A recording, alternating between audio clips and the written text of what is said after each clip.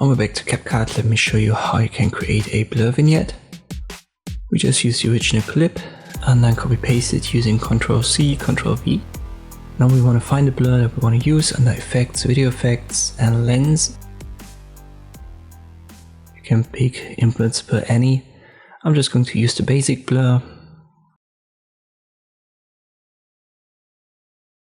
I'll just have to find it here. It should be at the bottom somewhere. When you've downloaded it, don't just click on the plus sign. You want to drag and drop it onto the top clip only. So let me delete this, left click drag, and now it's only applied to the top clip and the bottom doesn't have a blur. If you want to adjust it, select this clip and then you will find under Video Basic this effects drop down, open it, hover over it, and there is this pen icon for editing.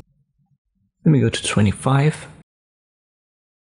Then select the clip again, the top one, go to mask, and we want to use a circle. We want to inverse this, so use not this one, the reverse option right here, left click, and then adjust it. You can left click drag on the preview window directly, reposition that and resize it. It's a good idea to add a little bit of a feather so that it gradually transitions from blur to non-blur. Don't go too high though. Something like this maybe.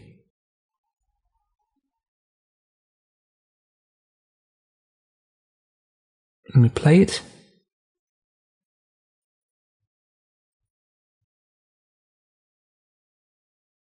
And maybe I go for an even extremer result. So let me reselect the top clip and I make the mask a little bit smaller. And I go down with the feather to like 8. And this is how you can create a blur vignette in CapCut. I hope this video was helpful, thank you for watching and I'll see you next time.